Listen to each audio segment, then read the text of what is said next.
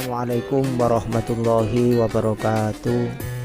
Bismillahirrahmanirrahim. Allahumma sholli ala sayyidina Muhammad wa ala ali sayyidina Muhammad.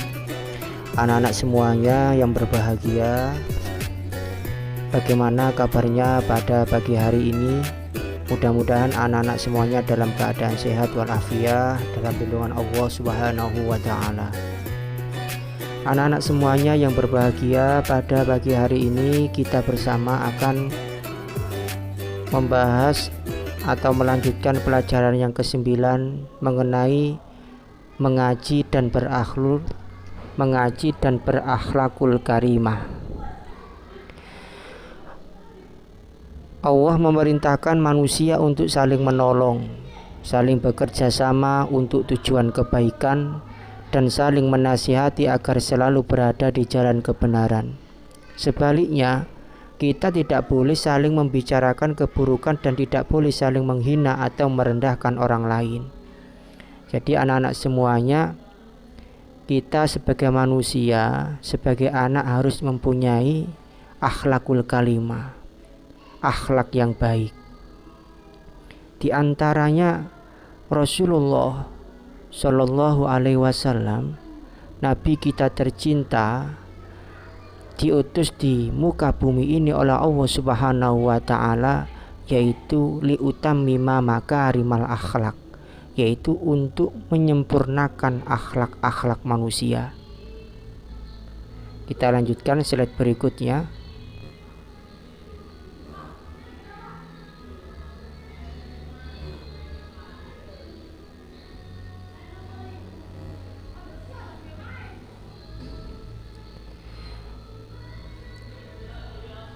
Nah, anak-anak semuanya, yang kita bahas pada pagi hari ini yaitu tentang yang A, mengaji surat Al-Hujurat ayat 12-13, yang B, berbaik sangka kepada sesama, yang C, hidup rukun, dan yang D, bersikap patuh dan hormat.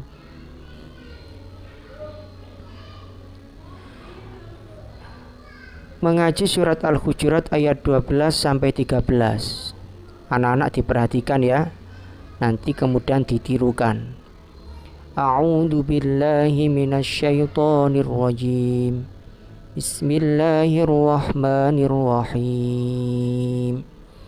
Ya ayyuhalladzina amanu ijtanibu katsiran minadh-dhann inna ba'dadh-dhanni ismu wa la tajassasu wa la yaghtab ba'dukum ba'da ayuhibbu ahadukum ay ya'kula lahma akhihi maytan fakarihtumuh wattaqullaha innallaha tawwabur rahim. Ya ayyuhan nasu inna khalaqnakum min dzakarin wa untha wa ja'alnakum syu'uban wa qabaila lita'arafu inna akramakum 'indallahi atqakum innallaha 'alimun khabir. Shadaqallahul 'adzim. Anak-anak semuanya, membaca Al-Quran harus dilakukan secara tartil dan fasih. Fasih maksudnya sesuai dengan kaidah makharijul hurufnya. Oleh karena itu yang harus diperhatikan adalah pengucapan makhraj dan tajwidnya. Perhatikan tanda-tanda baca dalam Al-Quran antara lain: 1. Tanda mat, membaca harus dipanjangkan. Yang kedua, harus yang bertasydid, pengucapannya harus ditekan. Yang ketiga, harus qalqalah, cara membacanya dengan memantulkan bunyinya ketika sukun. Contoh bacaan qalqalah ketika anak-anak membaca surat Al-Ikhlas. Qul huwallahu ahad. Nah, itu huruf ahadun jatuh di akhir waqaf dal, itu cara membacanya dibaca dengan qalqalah kubro, dipantulkan. Qul huwallahu ahad, bukan kok qul huwallahu ahad, tidak ada pantulannya, itu salah. Harus ada pantulannya, itu namanya qalqalah. Qul huwallahu ahad, Allahu shomad, yaitu bacaan qalqalah. Seperti di dalam surat Al-Hujurat juga ada ya ayyuhalladzina amanu ijtanibu. Lah itu itu namanya bacaan qalqalah sughra. Anak-anak bisa dilihat sendiri mengartikan surat Al-Hujurat ayat 12 sampai 13. Dipelajari ya. Kita lanjutkan. Nah, itu anak-anak bisa dipelajari satu persatu arti-arti per kata yang ada di dalam surat Al-Hujurat ayat 13. Ayat ke-13 dari surat Al-Hujurat mengandung pesan kepada semua manusia untuk saling mengenal satu sama lain. Semua manusia diciptakan Allah dari laki-laki, Nabi Adam alaihissalam maksudnya, dan perempuan itu dari Ibu Hawa. Artinya nenek moyang manusia di dunia ini adalah sama, yaitu dari keturunannya Nabi Adam alaihissalam dan Ibu Hawa. Kemudian berpencar menjadi berbagai suku dan bangsa seperti sekarang ini. Antara satu suku dan suku yang lain memiliki kedudukan yang sama karena mereka satu keturunan. Allah juga menganjurkan kepada setiap manusia untuk saling mengenal dan menyambung persaudaraan. Sesama manusia tidak boleh saling menyakiti dan mengejek. Mereka harus saling menghormati dan menghargai satu sama lain. Itu yang diperhatikan anak-anak.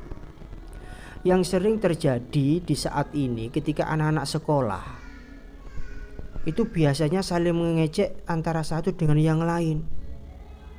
Ketika berteman saja, anak-anak sering memilih berteman dengan anak yang pintar, milih berteman dengan anak-anak yang misalkan cantik, yang ganteng atau yang tampan. Itu tidak boleh. Kita sebagai manusia itu tidak boleh membedakan antara satu dengan yang lainnya. Apalagi negara kita itu terdiri dari berbagai macam suku anak-anak. Ada suku Jawa, ada suku Sunda, berbagai macam suku. Tapi kita tidak boleh membedakan antara satu suku satu dengan satu suku yang lainnya. Semuanya sama. Kita tidak boleh menghina, tidak boleh mengejek, karena semuanya itu adalah ciptaan Allah Subhanahu wa ta'ala. Yang B, berbaik sangka kepada sesama, atau bahasanya itu kalau di dalam bahasa Al-Quran yaitu husnudon. Kita harus senantiasa berbaik sangka, husnudon kepada semuanya orang. Contoh perilaku berbaik sangka, saling menghormati. Yang B, berbuat baik kepada sesama.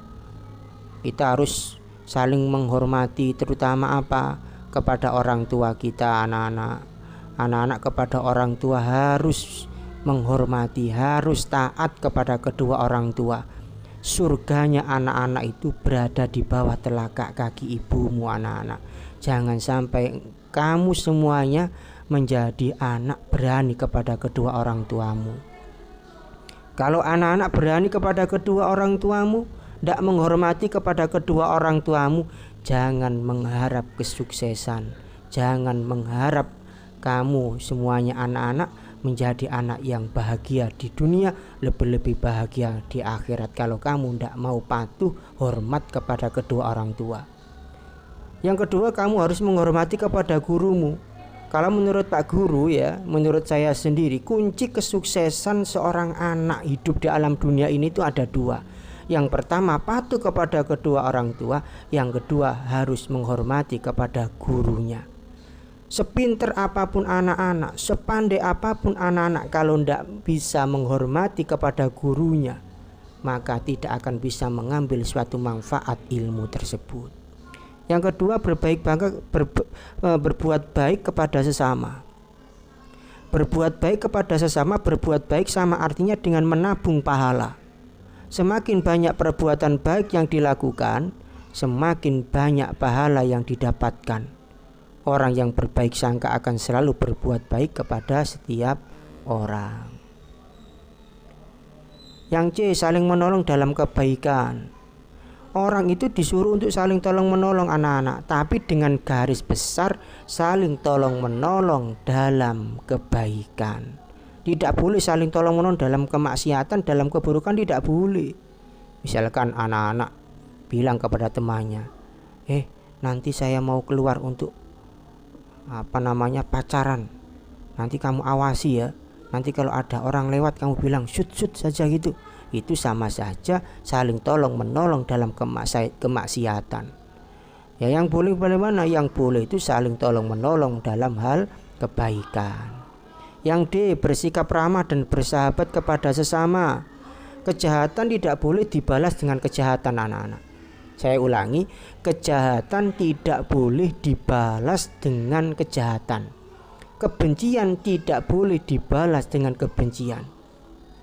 Allah melarang kita menceritakan kejelekan orang lain. Jika ada teman yang berbuat buruk, hendaklah dinasehati atau diingatkan, jangan didiamkan atau diceritakannya keburukan kepada orang lain. Kalau anak-anak misalkan mengetahui keburukan temannya, jangan diceritakan orang lain. Misalkan kita dibenci sama teman kita, kita jangan membalas dengan suatu kebencian. Misalkan kita dijahati sama teman kita, jangan kita balas dengan suatu kejahatan. Kita harus sabar, tetap kita balas dengan suatu kebaikan. Itu juga masih ada hubungannya dengan akhlakul karimah.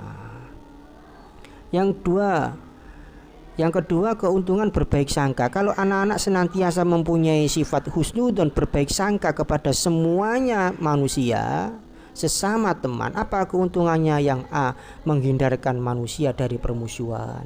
Kita tidak mempunyai musuh. Yang kedua, yang B, menciptakan kerukunan dalam masyarakat. Yang C, menguatkan persaudaraan sesama manusia. Nah, sampai sini dulu anak-anak. Yang pertemuan yang akan datang, yang C, hidup rukun, kita lanjutkan pertemuan yang akan datang. Apa yang tadi disampaikan oleh Pak Guru tadi dipelajari terus, diulang-ulang sampai paham dan diterapkan dalam kehidupan sehari-hari. Yang paling akhir anak-anak, walaupun kita tidak bisa bertatap muka pelajarannya karena masih ada, karena berkenaan dengan COVID ini, pandemi ini, tetap semangat belajar, tetap giat belajar untuk menggapai cita-cita di masa yang akan datang. Jangan lupa tetap patuhi protokol kesehatan anak-anak semuanya. Terima kasih. Assalamualaikum warahmatullahi wabarakatuh.